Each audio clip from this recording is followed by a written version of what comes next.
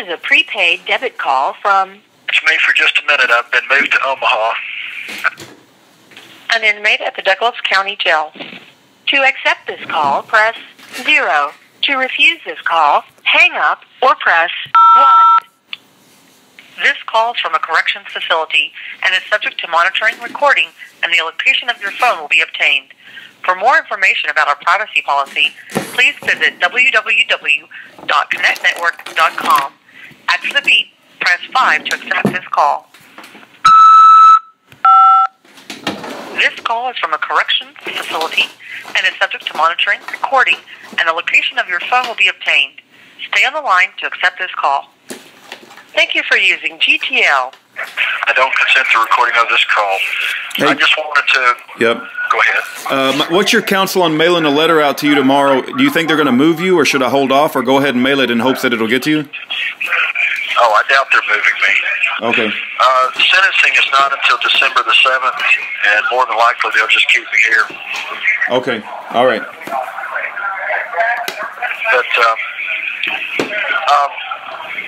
But, well, one other question. I'm sorry to interrupt you, Mike. One other. Are you at a state level? Are you going to be like put in a Nebraska state prison, or are you being charged at the federal level?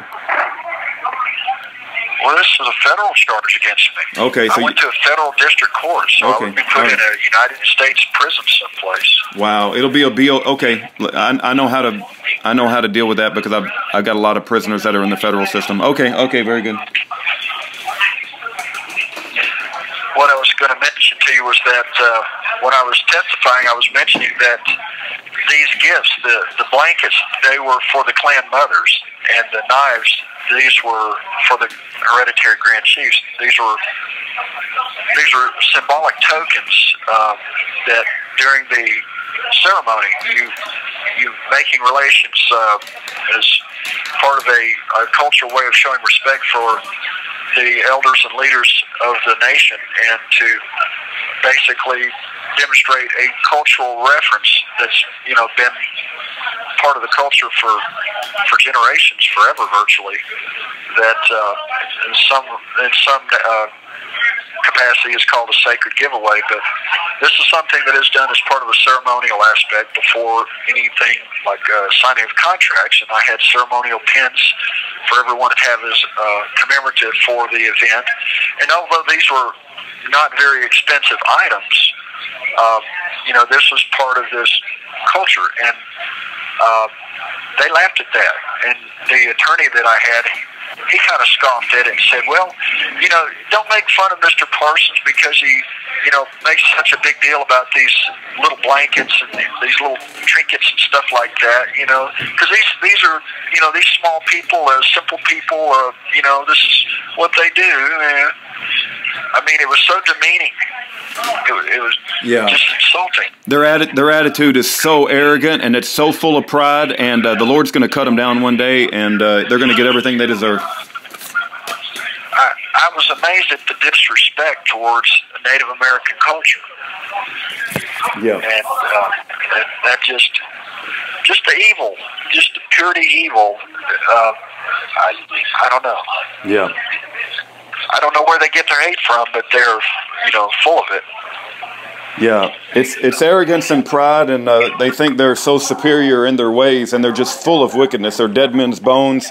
They're soulless flesh, and I see it going on all over the place, man. And you're not the only one. I mean, I know that's not comforting right now, but there's so many innocent men and women that put in prison. Don Shinzy is one of the most arrogant, egotistical, proud of himself. I mean, I don't know what to say about this guy.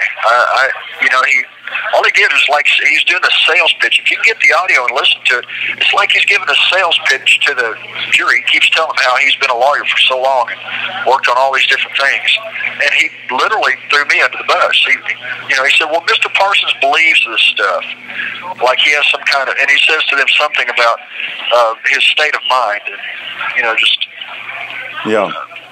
He says, all trials are significant, this little area in Canada, these little people, and it's like, No, it's a sovereign nation. It's the size of Nebraska. It's not in Canada. Canada is something around it that's a creation. What was the reasoning why you couldn't in propria persona? Why couldn't you, I think represent yourself is the wrong way to say it. Yeah. Because the judge started hitting me up with questions, and I said, until I know the form of court, I can't answer. I can't allow you to depose me. You're the judge. You're not a prosecutor. He said, well, I'm just going to lock you up, and I'll just let Mr. Shinzy do the case. You can sit back there and watch it. Yeah. So basically it was extortion 101, and I said, I have the right to handle my own affairs. He said, not in my court, you don't. Yeah. They'll get what's coming, Mike.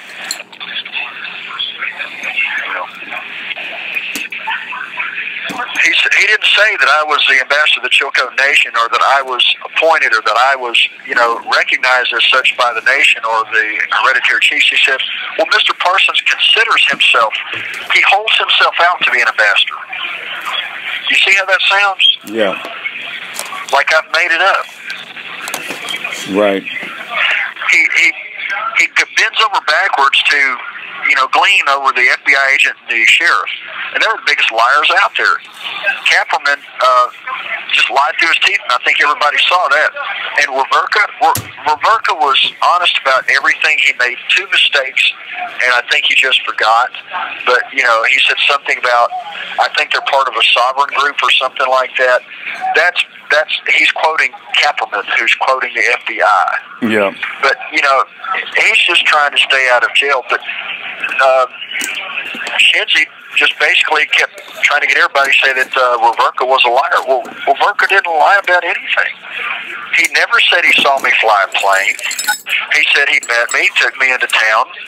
I helped him bring a truck back to the airport. He said he, thought I was a nice guy.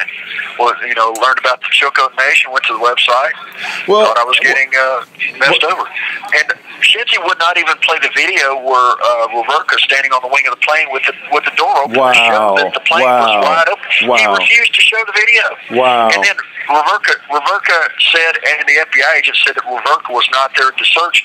I've got a photo of Reverka there at the search. He's in the background.